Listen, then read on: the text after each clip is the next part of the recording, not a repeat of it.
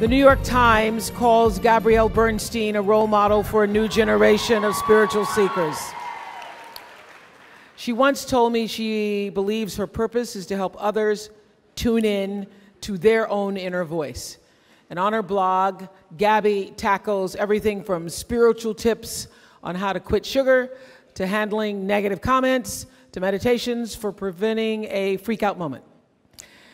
Gabrielle's session is called The Universe Has Your Back. Gabrielle Bernstein.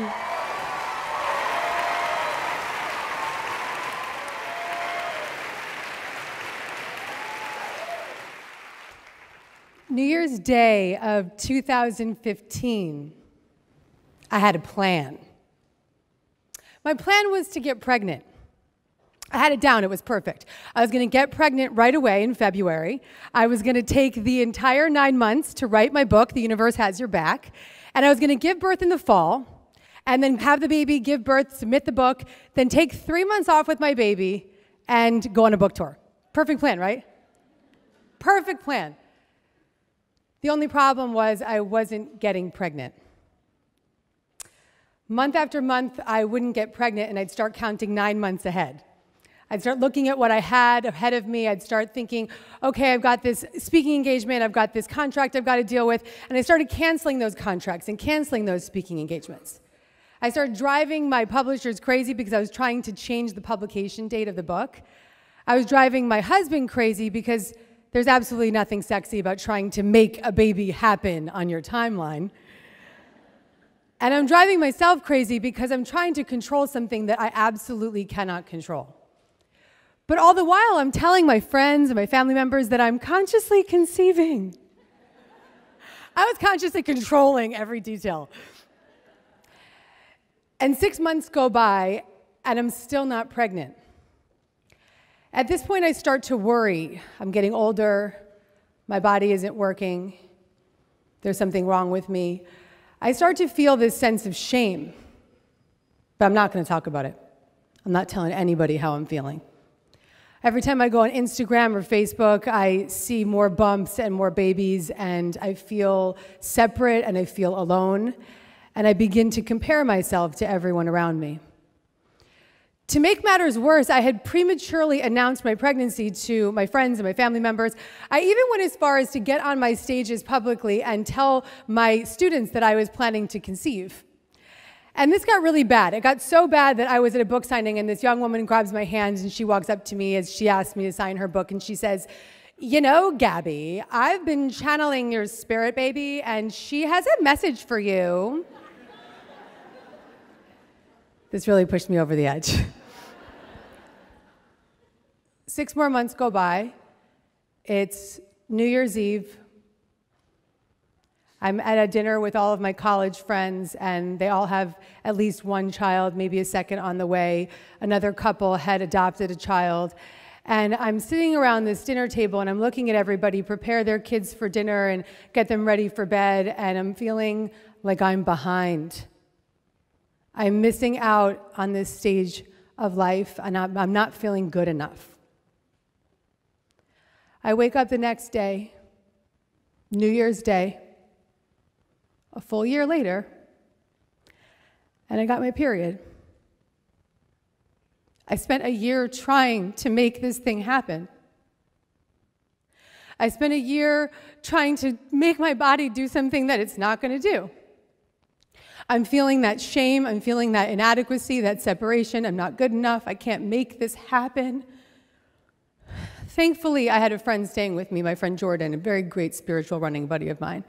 And Jordan looked at me, and he noticed my depression and my sadness, and he looked at me and he said, "Honey, what is wrong with you?" And I said, "Well, you know, Jordan, I couldn't make it happen. My body isn't working. I can't make it happen on my timeline. I tried to change everything around. It wasn't working. Honey, stop. This is not how we do things. Ask the universe for help." It was one of those divine spiritual encounters when I was ready to listen. And I said, thank you, Jordan. I'm ready to hear that. I'm ready to receive that. And I excused myself, and I walked upstairs to my meditation pillow, and I sat down in my Zen den, and I got really grounded. And I asked the universe for help. I went into my meditation and I began to feel my extremities tingle and my arms go numb, and I started to connect to that presence of a higher power of my own understanding, that reliable presence that is so familiar, the presence of love and magnitude that is within me. And I started to connect and get grounded and aligned. And in that alignment, I heard this voice come forward, this voice of my intuition, this voice of my inner wisdom. And that voice said to me, "Your plans are in the way of God's plans. It's time to surrender." At which point I feel this energy begin to move me and lift me up and bring me to my desk. And I sit down at my desk, and involuntarily I place my hands on the keyboard of my computer, and my fingers just start typing.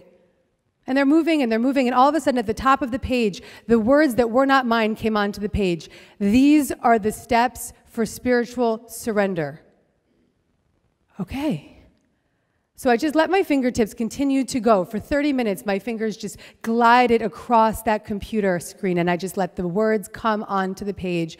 And words that were not mine, ideas that were not mine, belief systems, guidance, wisdom that was not mine came onto this page. And within that half-hour period of time, I channeled the 5 steps for spiritual surrender. The exact steps that I needed, the exact messages that I was looking for, the guidance, the wisdom, the connection. I channeled the steps. But now I had to become brave enough to wonder what would happen if I step back and let the universe take the lead. We all have to become brave enough to wonder. Every single one of us in this room today is trying to control something. You know what I'm talking about? You all know what it is. Maybe you're trying to control that ring that you're trying to get on your finger, or maybe you're trying to control when you're going to get that cash in the bank, or maybe you're trying to control the outcome of a physical diagnosis. But all that control and all that manipulation, all that trying to make something happen is creating resistance.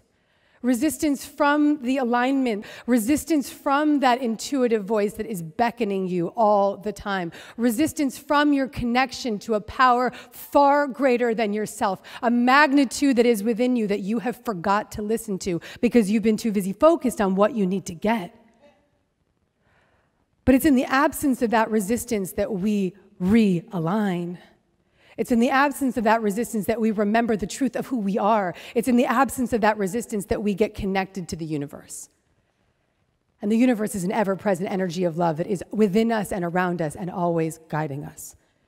And it's through these steps of spiritual surrender that we realign, that we reconnect with that magnitude and that presence, and we let go of what we think we need, and we remember the truth of who we are. So I have a question for you all. Are you ready to surrender? Great. I am here today to give you these 5 steps that I have been using over the past year. These steps have grounded me. They've realigned me. Thank you for getting your notebooks out, people. Get ready. I have been using these steps to get reconnected, realigned, and rebooted, in a sense.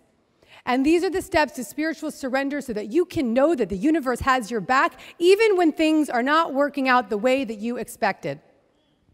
You ready? Step 1. Take your hands off the wheel through prayer. Many of you are praying for that cash, or praying for that relationship, or praying for that outcome to be exactly as you want it to be in the time that you want it to happen. But the secret to prayer is to forget what you think you need. When we begin to stop praying for what we think we need, but instead begin to pray for what is of the highest good for all, that's when we get lit up. That's when invisible doors begin to open for us. That's when we align with the truth and the magnitude of the presence of our authentic power. So take that in. Doesn't that just feel awesome just to say that? I want to pray for what is of the highest good for all. Doesn't that feel awesome? To even think about that thing that you've been controlling and holding on to and simply say to yourself right now, you know what? I'm just going to pray for what's of the highest good for all. Takes the pressure off, right? Yeah. The second step is to start to focus on what's thriving. We focus so much on what's not working. We so focus on the absence of something. Why don't we focus on what's already thriving in our lives? When I started to take the focus off of this baby that I thought I needed to manifest in this exact amount of time and started focusing on the beauty in my marriage, focusing on my physical well-being, focusing on the spiritual journey that I needed to go on, I began to uncover things about myself I didn't even know. And I started to let myself off the hook and realign and get connected. And I started to feel that pressure of needing that thing just dissipate. So when you begin to take your focus off of that thing you need and start to focus on what is already thriving, let me just say something to you all. You are thriving because you are at Super Soul Sessions today, okay? You are thriving right now. You were playing the drums this morning with Oprah, okay? You are good. Let's focus on that. The third step, obstacles or detours in the right direction. So what I realized was that this obstacle of not getting pregnant right away was actually a detour in the right direction. It was a detour towards my spiritual connection. It was a detour towards hitting another bottom in my life so that I could have another awakening. Rumi says that the wound is the place where the light enters you. In that wound, I was awakened, and I was given these steps that I was blessed with, and this journey of developing my spiritual condition in a way that I needed to really badly. And that obstacle of not getting pregnant was exactly as it needed to be. My baby was up there going, not now. And we had a plan, and I needed to go through this journey. So maybe you can begin to look at your obstacles of maybe that divorce is an opportunity, a detour in the right direction, an opportunity to start to love yourself some more. Maybe that loss of that job is an opportunity to begin to do that thing you've been dreaming of. Maybe that diagnosis is an opportunity to get closer to God. Take that in. Let's reorganize your obstacles right now. What are the opportunities? What is the detour in the right direction? In what way can you begin to turn it upside down and see it as an opportunity to thrive and an opportunity to get more connected to the truth? The fourth step, ask for a sign. We are always in communication with the universe. The universe is always giving us messages. It's just that we're not listening. But when we ask, we will always receive. It's the law. We will receive. So asking for a sign that you're in the right direction, that you're on the right path. Just last month, I had to ask for a sign. I took 2016 off from trying to make a baby. I was just needing that break. I wanted to get back into my alignment with my truth. And then last month, I decided, it's time. Let's make a baby. So I was getting into it and I was getting ready, and I saw myself like clockwork go right back to that old story, right back into my next book's coming out at this time, and what's going on with my calendar, and can my team handle this, and is everybody on board with my idea and my vision? But thankfully, I'd been spending the year in my 5 steps to spiritual surrender, so I had a little bit more information, and I was able to stop myself in my tracks. So I stopped myself, and I just said, thank you, universe, for showing me a sign that I'm in the right direction. Later that day, I'm looking out the window of my office, and I see these 5 fat, wild turkeys just hanging out outside my office. They're just chilling outside my office. And I'm just in awe of these wild turkeys. They're so beautiful. I sat there for like a half an hour just staring at them. 2 hours later, I'm in my meditation, and I'm just doing my thing in my meditation, and I hear my intuition say, Google the spiritual meaning of turkeys. Okay. So I come out of my meditation, I go to my computer, and I type in, what is the spiritual meaning of turkeys? The spiritual meaning of turkeys is fertility.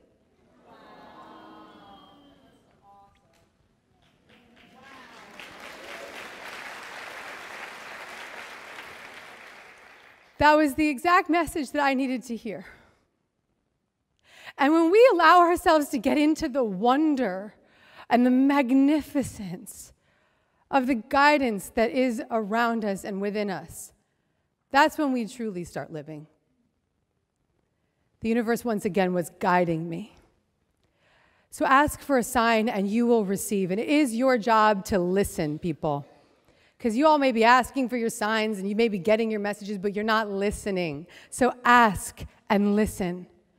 Give yourself the chance to truly listen and take that spiritually aligned action from that place of that wisdom. And the final step, the fifth step, is when you think you've surrendered, surrender more. My favorite line from A Course in Miracles is, "Those who are certain of the outcome can afford to wait and wait without anxiety." That presence of certainty is available to all of us when we get aligned, when we truly surrender, when we ask and listen and let the universe show us where to go and what to do. Let's say a prayer. Let's offer it up. Let's surrender some more. Are you willing to pray with me? Okay, so let's uncross our legs. Place your palms facing upward. Close your eyes. Take a deep breath in. And release. We call on the guidance of the highest truth and compassion to enter into this space today. Thank you, universe, for taking from us what we are now willing to give away. Think of that thing that you've been holding on to, that situation, that area of your life that you are willing to offer up. And we pray. Where would you have me go? What would you have me do? What would you have me say? And to whom? Thank you, universe, for taking this, reorganizing this, and showing us where to go. Take a deep breath in and release.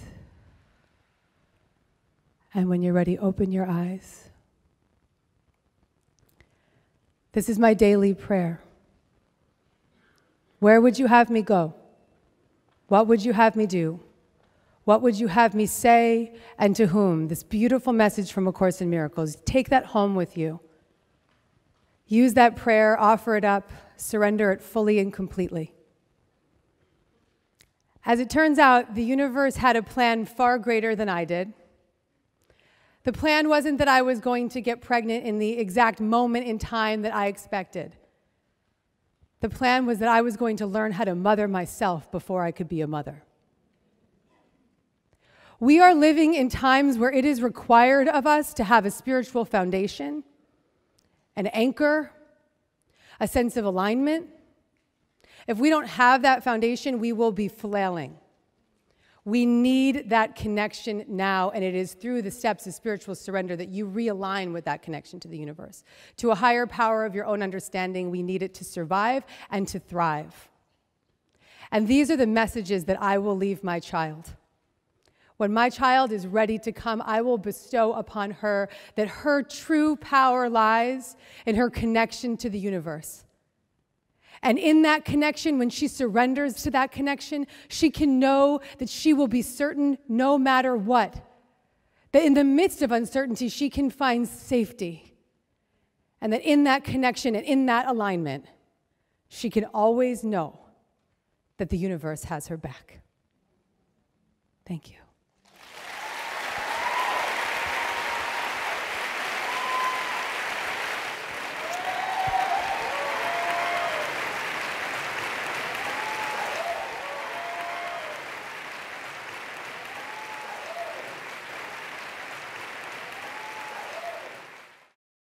Hi, YouTubers.